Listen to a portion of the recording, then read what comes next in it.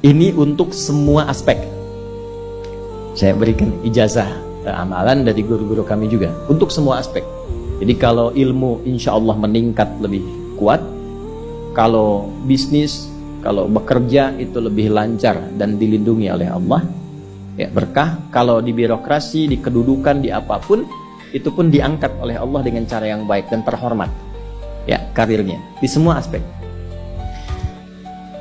Satu sholat amalannya. Nah, bukan yang biasa. Bukan yang biasa. Kalau bisa jaga yang 40 rakaat yang sering saya sampaikan. 17 rakaat sholat fardu. Sudah? 12 rakaat rawatib. 11 rakaat yang tahajud.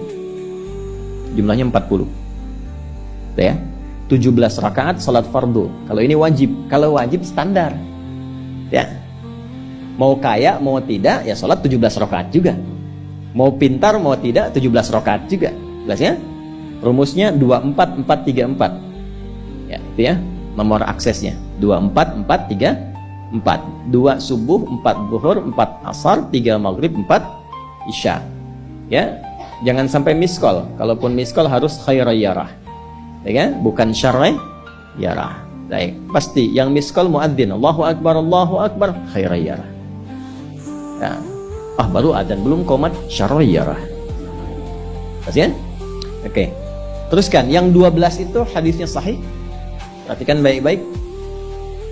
Man shalla isnatai asyrata rak'atan fi yaumin wa lailatin. Siapa yang menunaikan salat sunnah 12 rakaat yang mengiringi salat fardunya siang dan malam. Sudah arba'an qabla dhuhri, 4 rakaat sebelum zuhur. 4 rakaat sebelum zuhur. Teknisnya bisa langsung 4 atau 2-2. 2 kemudian salam, 2 rakaat lagi salam. Jelas? Baik. Kemudian arba'an qabla dhuhri, rak'ataini ba'daha, 2 rakaat setelahnya. Setelah zuhur 2 rakaat. 4 tambah 2 berapa? 6. Rak'ataini ba'dal maghrib, 2 rakaat setelah maghrib. 6 tambah 2 8. Rak'ataini ba'dal isya, 2 rakaat setelah isya. 8 tambah 2 10. Rak'ataini qabla al-fajri, 2 rakaat sebelum subuh. 12 ya. Nah, jaga yang 12 ini. Jaga yang 12. Kalau sebelum zuhur tidak memungkinkan 4, misal sebelum zuhur, karena kasusnya bisa berbeda. Ada Ibnu Umar, Abdullah bin Umar radhiyallahu taala anhuma, menemukan kasus berbeda. Seperti Anda di kantoran waktu singkat saat Ramadan, kan? Dapatnya cuma mungkin 2. Maka ada hadis dari Nabi sallallahu alaihi wasallam, riwayatnya Ibnu Umar. Qala au kama qala hafidtu an Rasulillah sallallahu alaihi wasallam 10 rakaat. Saya hafal dari Nabi 10 rakaat. Kalau tidak sempat sebelum zuhur 4, boleh 2. Nah, dari Ibnu Umar ini sebelum zuhurnya 2 rakaat. Sebelum zuhurnya berapa? 2 rakaat. Jadi kalau bisa 4, kalau tidak memungkinkan berapa? 2. Orang yang terbiasa 4, lalu karena kondisi tertentu dia mengerjakan 2, tetap dicatatkan oleh malaikat 4 jumlahnya. Dari mana dalilnya? Hadis.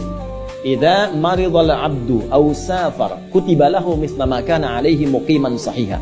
Kalau seseorang sakit atau bepergian jauh atau dia sedang punya uzur syar'i seperti 2 hal tadi, dan tak mampu melakukan amalan rutinnya seperti biasa, maka tetap dituliskan pahalanya sempurna seperti rutin dan mukimnya.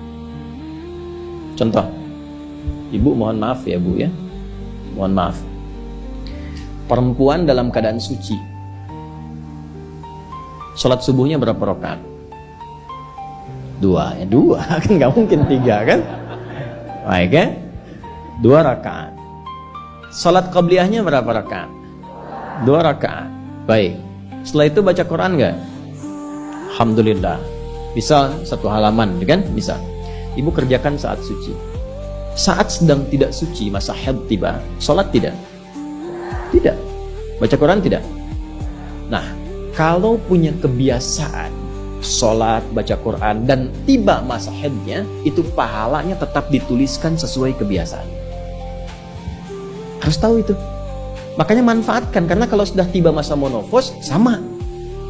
Itu Allah tuh memberikan kemuliaan khusus. Makanya bu, kalau ngaji dengan ustadz-ustadz tertentu, bikin kurikulum ngajinya fikih perempuan aja, gak usah jauh-jauh. Fikih perempuan. keluarkan karena banyak pahala mengalir di dalamnya. Ya.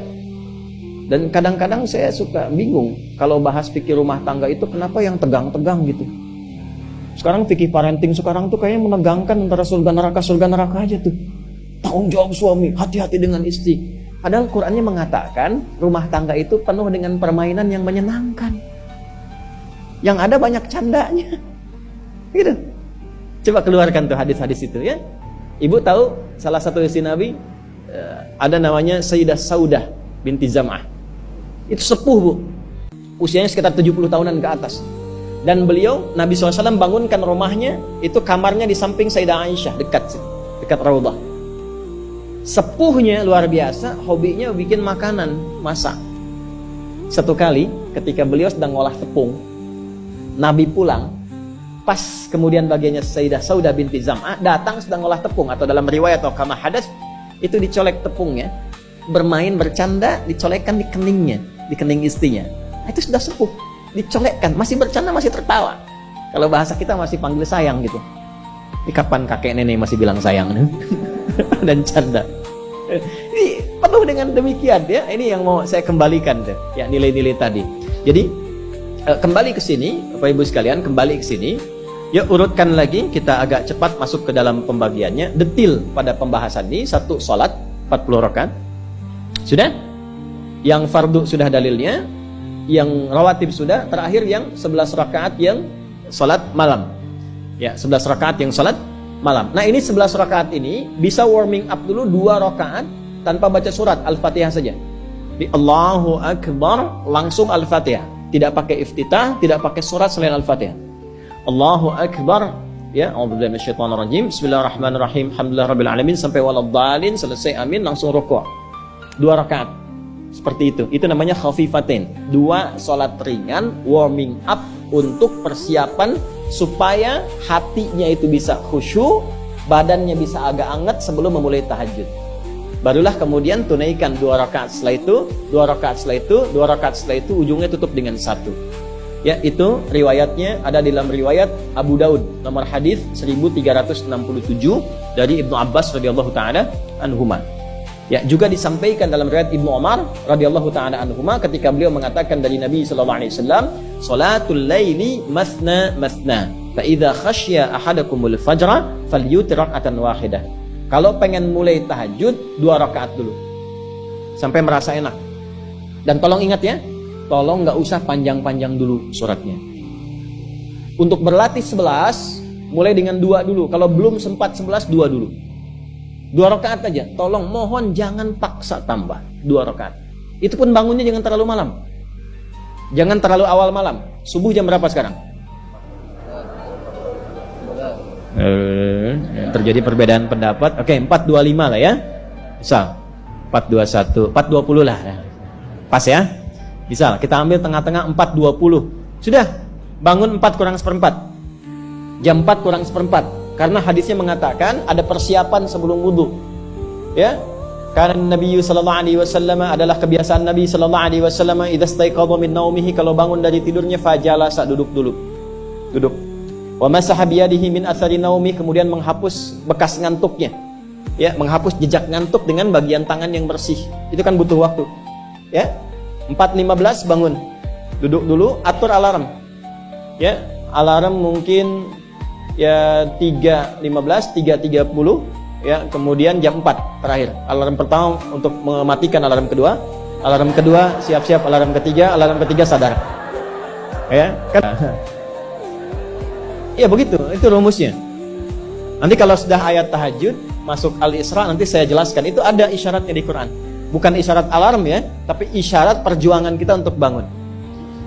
Jadi 4 kurang 15 itu adalah persiapan supaya jam 4 bisa wudu. Ya, begitu jam 4, thumma dhahaba ila syinin mu'allaqah, pergi ke tempat kemudian berwudu, tempat tertutup, wudu, selesai, balik lagi, kan 4.20 adzan kan? Misalnya 4.10 mulai sholat. Kalau 2 rakaat kan gak lama-lama. 5 menit, witirnya 1 menit, 3 menitnya istighfar, nunggu subuh. Ya, bacanya jangan tinggi-tinggi. Al-Falaq, An-Nas, witirnya Al-Ikhlas. Besoknya Anda sudah bosan 4 rakaat. Ad-Duha, Al-Insyirah, Al-Falaq, An-Nas, Al-Ikhlas. Besoknya terus sampai bosan tambah 6 rakaat sampai konsisten 11. Jelas? Mulai dengan seperti itu, 11 tambah 12, kan berapa? 23 tambah 17, 40. Tolong jaga ini, selama hidup tunaikan aja. Kalau tidak percaya, silahkan coba. Nanti lihat apa perubahan yang terjadi dalam kehidupan. Demi Allah saya katakan silahkan coba. Yang kedua Al-Quran. Yang kedua apa? Al-Quran. Kan ada 3 tadi ya. 1, salat. Kedua, Al-Quran. Jangan lewatkan 1 hari tanpa baca Al-Quran. Walaupun hanya 1 ayat. Walaupun hanya 1 ayat. Walaupun keterlaluan sih 1 ayat itu. Ya. Alif Lam Mim dah. Pesan Ustaz kan 1 ayat. Nun dah. Okay. 1 halaman. Nah, biasanya begini, semakin banyak dibaca, semakin terjadi perubahan yang berbeda. Kalau ingin nguji begini, hari ini baca 1 halaman, besok baca 2 halaman. Nanti lihat perubahan yang terjadi antara hari ini dengan besok. Pasti ada pengaruh. Paling minimal, Allah akan jaga keadaan diri kita dari berbagai bentuk kegelisahan. Semua tenang aja. Ada masalah apapun, kasih ketenangan, kasih ketenangan. Dan ketenangan itu paling mudah melahirkan solusi. Jelas? Oke, 2, Al-Quran. 3 kira-kira apa? 3 apa kira-kira? 3, jaga wudhu. Gak pakai jaga wudhu.